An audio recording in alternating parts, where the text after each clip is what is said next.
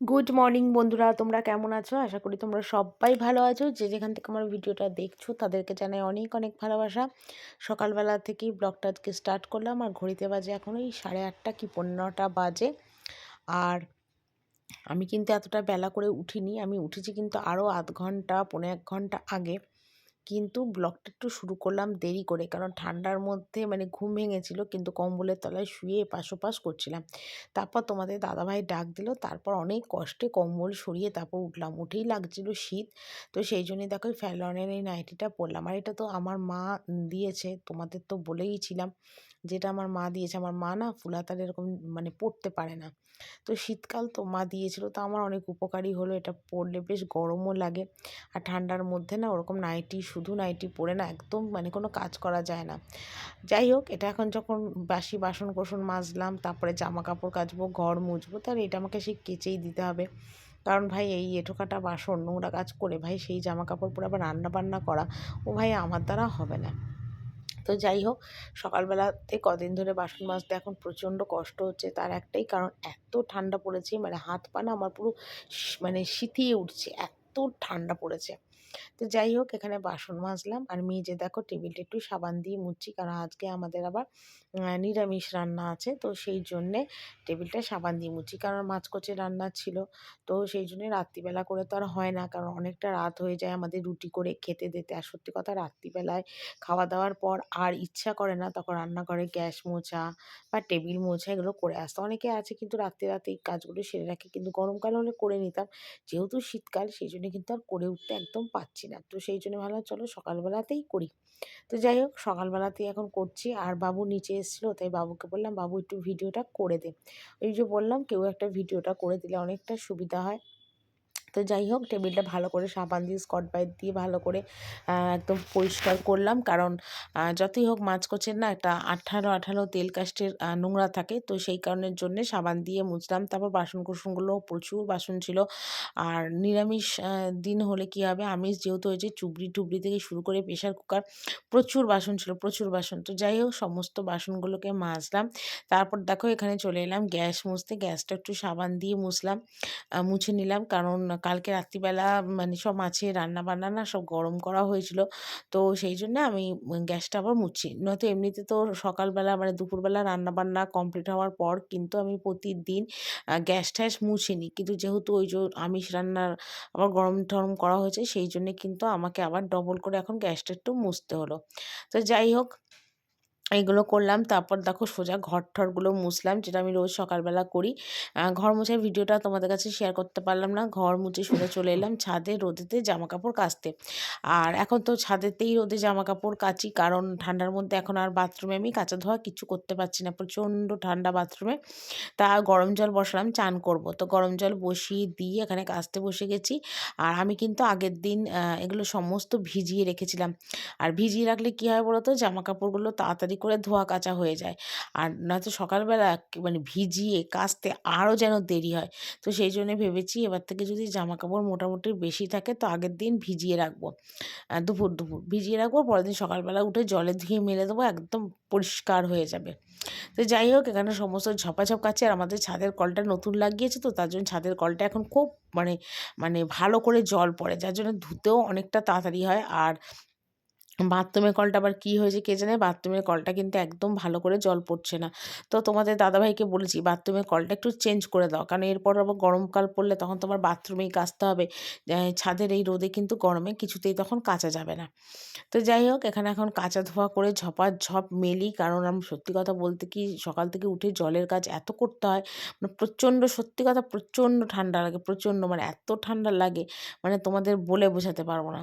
কিন্তু কি করব বলো, করতে তো আমাকে হবেই। তো তোমাদের দাদাভাইকে বলেছিলাম যে শীতের মধ্যে অন্তত কাপড় কাচার লোক রাখো, কিন্তু তোমাদের দাদাভাই বলল, না কাপড় কাচার লোক আমি রাখতে পারবো না, পয়সা কড়ির অসুবিধা আছে। আর আমাদের কলকাতা শহরে না কাপড় কাচার লোক রাখতে গেলে এখন 1500 থেকে 2000 টাকার মতো নেবে। তো তোমাদের দাদাভাই বললো আমার পক্ষে সম্ভব না এত টাকা দিয়ে লোক রাখা, কারণ আমার কাচবে, ছেলের কাচবে, ননদের মেয়ে, 4 জনের কাচতে 2000 টাকার কম হবে না।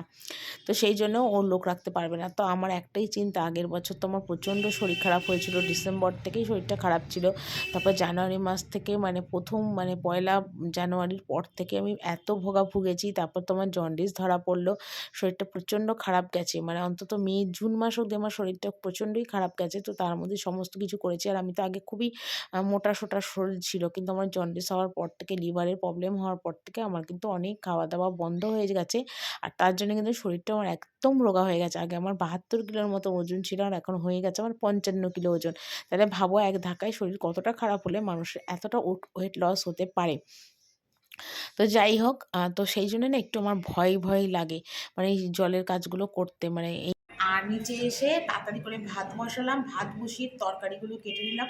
তো আজকে নিরামিষ রান্না হবে, কী রান্না হবে তোমাদের একবার দেখিয়ে দিই। আর তাছাড়া সমস্ত কাজকর্ম একদম কমপ্লিট করলাম, ঠিক আছে, সবটাই তোমাদের কাছে শেয়ার করেছি।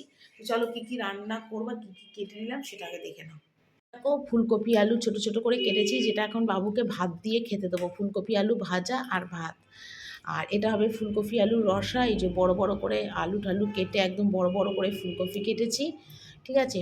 ফুলকপি আলুর রসা হবে, বেগুন ভাজা হবে, কুমড়ো ভাজা হবে, আর আলু ভাজা হবে, আর খিচুড়ি হবে। তো খিচুড়ির মধ্যে একটু কুমড়ো দেবো, একটু আলু দেবো, ঠিক আছে।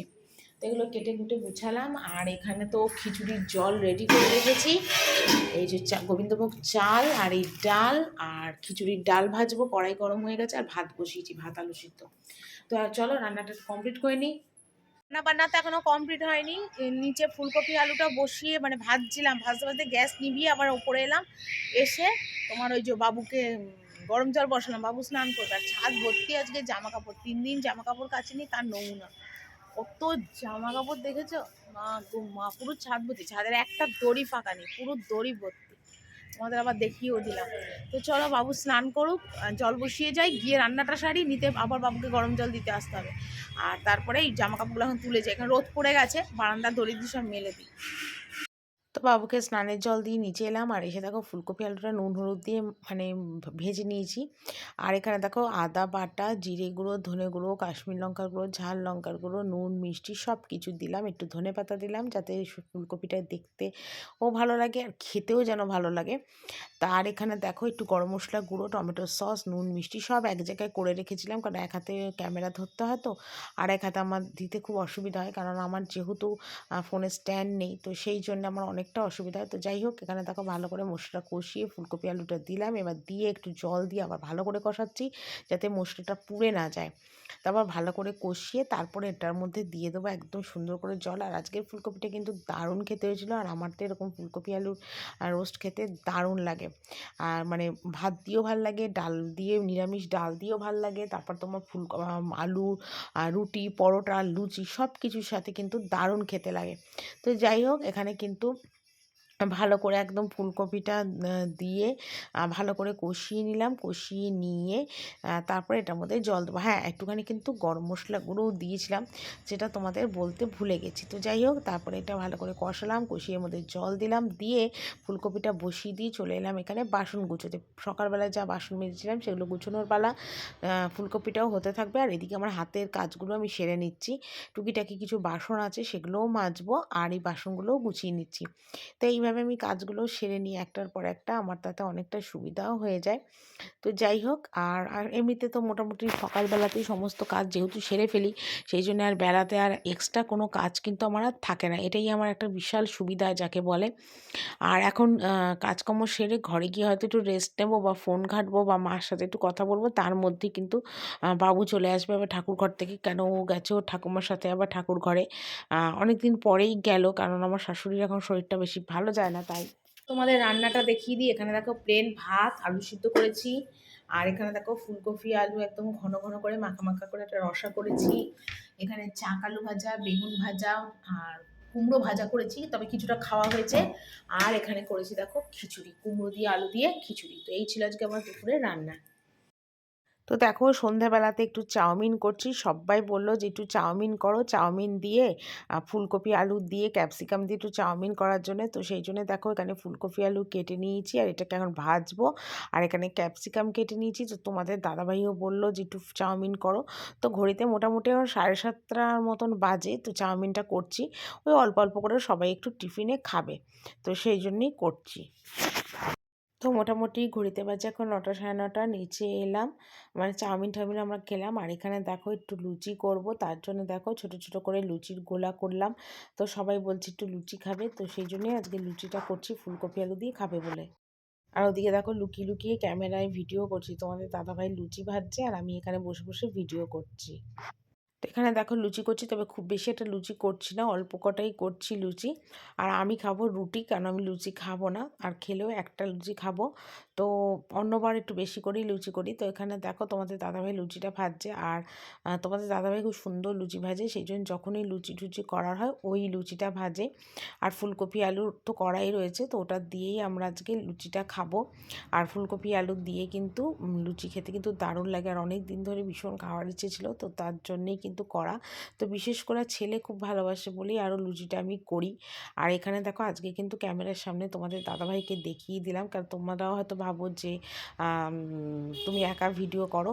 তো দেখো তোমাদের দাদাভাইকেও আজকে শেষ পর্যন্ত আমি দেখিয়ে দিলাম। আর এখানে দেখো আমি তিনটে লুচি নিয়েছি, আর অনেক জোর করে তোমাদের দাদাভাই বলে দুটো লুচি খাও, তাই দুটো লুচি দিল, না করলাম না। আর এখানে দেখো বাবুকে ফুলকপি আলু দিয়ে লুচি দিলাম খেতে, আর বাবু তো ভীষণ ভালো খাচ্ছে। আর ঘড়িতে দেখো এখন 11টা বাজে। তো চলো বন্ধুরা, আজকের ভিডিওটা আমি এখানেই শেষ করছি। কালকে আবার একটা সুন্দর ভিডিও নিয়ে তোমাদের সামনে চলে আসবো। সবাই ভালো থেকো, টাটা, গুড নাইট।